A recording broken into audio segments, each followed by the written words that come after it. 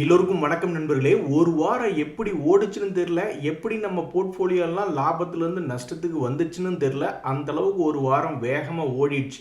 நேற்று என்னமோ 277 பாயிண்ட் ஏறி ஓரளவுக்கு கொஞ்சம் ரிலீஃப் ரேலி வந்திருந்தாலும் ஒரு வாரத்தில் பார்த்தீங்கன்னா 554 பாயிண்ட் காலி. இன்னைக்கு தேதியில் கிஃப்ட் நிஃப்டினுடைய சிக்னல் எப்படி இருக்குன்னா, ஓப்பனிங் ஃப்ளாட்டாக தான் இருக்கும் அப்படின்ற மாதிரி இருக்கு. அதாவது கிஃப்ட் நிஃப்டி 23,667 ட்ரேட் ஆகிட்டு இருக்கு. நம்மளுடைய மார்க்கெட் நேற்றைய க்ளோசிங் 23,689. ஸோ ஒரு உற்சாகம் இல்லாமல் தான் மார்க்கெட் என்பது ஓப்பன் ஆகக்கூடிய சம்பவத்தில் இன்னொரு சிக்னல் கிஃப்ட் நிஃப்டி என்ன சொல்லுது அப்படின்னு பார்த்தீங்கன்னா, ஓப்பன் ஆனதுக்கப்புறம் வாலட்டிலிட்டி இருக்கிற மாதிரி தற்போதைக்கு கிஃப்ட் நிஃப்டினுடைய சிக்னல் இருக்குது. அதெல்லாம் எங்களுக்கு தெரியாது. வெள்ளிக்கிழமை அன்னைக்கு கும்பாசாமி வரணும், எந்திரிச்சு ஆடணும் அப்படின்றதான் சமீபத்திய வெள்ளிக்கிழமைகளில் இருக்குது. ஸோ இன்றைய வெள்ளிக்கிழமை எப்படி க்ளோஸ் ஆகுது அப்படின்றது பொறுத்து இருந்து தான் பார்க்கணும். நண்பர்களே, இந்த சமயத்தில் எஃப்ஐஎஸ்னுடைய டேட்டா மிகவும் அதிசயமாக அத்திப்பூத்தார் போலே 187 கோடி ப்ளஸ் அப்படின்ற மாதிரி வந்திருக்கிறது. கொஞ்சம் மனசுக்கு மகிழ்ச்சியாக இருக்குது.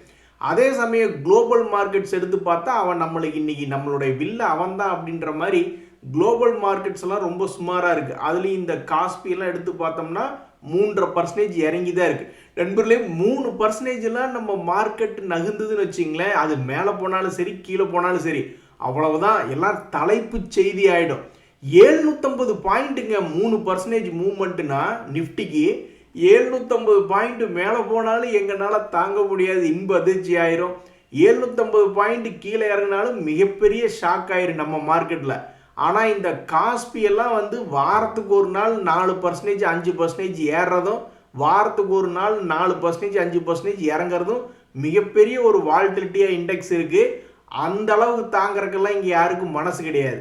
ஒரே நாளில் 700 பாயிண்ட் நிஃப்டி ஏறுது அப்படின்னா அவ்வளவுதான், அது மிகப்பெரிய தலைப்பு செய்தி ஆகிடும். அதே மாதிரி 700 பாயிண்ட் இறங்குது அப்படின்னாலும் அவ்வளவுதான், நம்ம மார்க்கெட்டே கதிகலங்கி போயிடும். ஆனால் இவன் என்னடான்னா அசால்ட்டாக டெய்லி அந்த மாதிரி இவனுடைய சுபாவமே அப்படிதான் போல. நண்பர்களே, இந்த சமயத்தில் பல ஸ்விங் ட்ரேடர்கள் நேற்று 14ஆம் தேதி 13ஆம் தேதி என்ன ரிசல்ட் வந்ததோ அந்த பங்குகளினுடைய இம்பேக்ட் எப்படி இருந்திருக்கும் அப்படின்னு பார்த்துக்கிட்டு இருந்திருப்பாங்க. ஒரு உதாரணத்துக்கு டாடா மோட்டரில் high beta share, Hindustan petroleum corporation போன்ற பங்குகள்லாம் என்எல்சி இந்தியாலாம் பார்த்து இருந்திருப்பாங்க. ஸோ ஒருவேளை நியூஸ் வருதா, அப்போ 5 மினிட்ஸ் கேண்டிலுக்கு மேலே போகிறானா அல்லது கீழே போகிறானா, எந்த பக்கம் போனால் வாலட்டிலிட்டி வரும் அப்படின்ற மாதிரி பார்த்துக்கிட்டு இருந்திருப்பாங்க. ஆனால் துரதிருஷ்டவசமாக என்எல்சி இந்தியா ரிசல்ட்டினுடைய இம்பேக்டை வச்சுக்கிட்டு அவன் ஓப்பன் பண்ணதே 330லிருந்து 373. இதனால் என்ன ஆயிருக்குன்னா, அந்த ஷேரை ஏற்கனவே ஹோல்டு பண்ணி வச்சிருக்கக்கூடிய டெலிவரி ஷேர் ஹோல்டர்ஸ் தான் நல்ல ஒரு அருமையான ஏற்றமாக இருந்திருக்கும். பட் நேற்றைய ஓப்பனை மார்க் பண்ணி வச்சுக்கிட்டு பார்த்துக்கிட்டு இருந்தவங்களுக்கு ஒரு சுமாரான ஏற்றம். அதே மாதிரி தான் இந்த ஹிந்து பெட்ரோ அப்படின்ற பங்கையும் பல ஸ்விங் ட்ரேடர்கள் ரொம்ப வால்டிலிட்டியான பங்காச்சே, ஏதாவது பெருசாக வால்டிலிட்டி பண்ணுவானா அப்படின்ற மாதிரி பார்த்தா அவன் லேசாக கீழே இறங்கிட்டு மறுபடியும் மேல் நோக்கி ஏறி தான் க்ளோஸ் பண்ணியிருக்கான். அதே மாதிரி தான் இந்த டாடா மோட்டர் கமர்ஷியல் வெஹிக்கிள் வேணால் ஒரு உருப்படியான ஒரு வேலையை பண்ணியிருக்கான். அதாவது அவனுடைய 5 மினிட்ஸ் கேண்டிலுக்கு கீழே வந்தவன் ஒரு மாதிரி கீழேயே இருந்து க்ளோஸ் ஆகிருக்கு.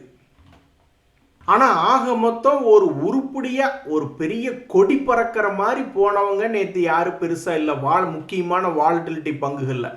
ஸோ இந்த நேரத்தில் பல ஸ்விங் ட்ரேடர்கள் நேற்று என்ன ரிசல்ட் கொடுத்தாங்க, நல்ல வாலட்டிலிட்டியாக இருக்கக்கூடிய பங்குகள். ஒரு உதாரணத்துக்கு இந்த ஜேஎஸ்டபிள்யூ ஸ்டீலு, முத்தூட் ஃபைனான்ஸு, மறுபடியும் டாடா மோட்டர் பேசஞ்சர் வெஹிக்கிள் 2 ஒரே நாளில் கூட கொடுத்துருந்துருக்கலாம். இது போன்ற வாலட்டிலிட்டியான பங்குகள் என்ன இருக்கு அப்படின்ற மாதிரி பார்த்துட்டு அதை நோட் பண்ணுவாங்க. சில பேர் இன்னைக்கு ரிசல்ட் வருது பார்த்தீங்களா, அந்த ஷேர்களுடைய ரிசல்ட்டுமே எவனாவது பெருசாக கேண்டில் போடக்கூடாது. 915 கேண்டில் ஒரு சிறிய அளவில் கேண்டில் போட்டால் தானே ஸ்டாப் லாஸ் கம்மியாக இருக்கும். அந்த மாதிரி சிறிய கேண்டில் போட்டு அதுக்கப்புறம் ஏதாவது ரொம்ப வாலட்டிலிட்டியாக ஏதாவது ஒரு சைடு கொடி பறக்கிற மாதிரி போகக்கூடிய ஷேர்கள் ஏதாவது இருக்கா அப்படின்ற மாதிரி இன்றைய ரிசல்ட்டும் சரி நேற்றைய ரிசல்ட்டும். இன்றைய ரிசல்ட்டுனா எந்த ஸ்டாக்குகள்லாம் அதிகமான பீட்டா கொண்ட வேல்யூ, டாடா ஸ்டீல் அப்படின்றதெல்லாம் ஹை பீட்டா கொண்ட பங்கு. அதே மாதிரி தான் செயிலுமே அதே மாதிரி தான்.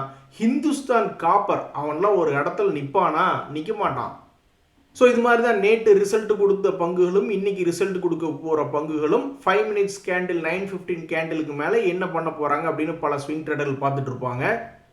நிஃப்டி இண்டெக்ஸை பொறுத்த வரைக்கும் நேற்றைய செய்தி என்னன்னு பார்த்தீங்கன்னா, அந்த கிஃப்ட் நிஃப்டி சிக்னல் வந்து மார்னிங் கொஞ்சம் பாசிட்டிவ் மொமெண்டமாக தான் இருந்தது. அதனால் சில பேர் என்ன பண்ணியிருப்பாங்க, நம்மளுடைய நிஃப்டி இண்டெக்ஸ் வந்து ஏதாவது பெருசாக மேலே ஏறிட்டு கீழே வந்துட்டு அப்புறம் மறுபடியும் திரும்பும்போது அந்த லோவை வந்து மார்க் பண்ணி வச்சுருந்துருப்பாங்க. ஒரு உதாரணத்துக்கு காலையில் ஒரு 10 மணிக்கு லோ வந்து விழுந்திருக்கு. அங்கேருந்து கிட்டத்தட்ட ஒரு 100 பாயிண்ட்டே ஏறி மார்க் பண்ணியிருக்கான் அவனுடைய லோவை. அப்புறம் திடீர்னு என்ன காரணத்தினாலையோ மறுபடியும் அதே லோவுக்கு விழுந்தோன்னே சரி ஓகே, பல ஸ்விங் ட்ரேடர்ஸ் என்ன நினச்சிருப்பாங்க, இங்கேருந்து இது ஏறுவானோ அல்லது இங்கே இது பிரேக் டவுன் ஆவானோ அப்படின்ற மாதிரி நினச்சி பார்த்துக்கிட்டு இருந்திருப்பாங்க. அப்படி இருக்கும் பொழுது லாங் சைடு அந்த பங்கு என்னாச்சு, நிஃப்டி வந்து அப்படியே மேல் நோக்கி வந்துடுச்சு. ஆனால் ஹையை மார்க் பண்ணி வச்சு ஒருவேளை இங்கிருந்து கீழே வருமா அப்படின்னு பார்த்துட்டு இருந்தவங்களுக்கு ஏமாற்றம். ஸோ நேற்று கீழே வாங்கினவங்களுக்கும் மார்க்கெட் சப்போர்ட் பண்ணுச்சு. அதே மாதிரி பிரேக் அவுட் ஆகி மேலே போய் எடுத்தவங்களுக்கும் நேற்று மார்க்கெட் என்பது சப்போர்ட் பண்ணியிருக்கு. ஏன்னா மார்னிங் நிஃப்டி கிஃப்ட் நிஃப்டினுடைய சிக்னல் வந்து ஓரளவுக்கு பாசிட்டிவ் மொமெண்டமாக இருந்திருந்தது நேற்று. இன்னைக்கு வந்து ஆற்றுல ஒரு கால் சேத்துல ஒரு கால் அப்படின்ற மாதிரி பெருசாக புல்லிஷ் மொமெண்டம் இல்லை, நெகட்டிவ் மொமெண்டம் இல்லை, ஃப்ளாட்டாக தற்போதைக்கு கிஃப்ட் நிஃப்டி சிக்னல் கொடுக்குது. இன்றைய தகவல் அனைத்து உங்களுக்கு உதவியாக எனக்கு மகிழ்ச்சியா. ரொம்ப நன்றி, வணக்கம்.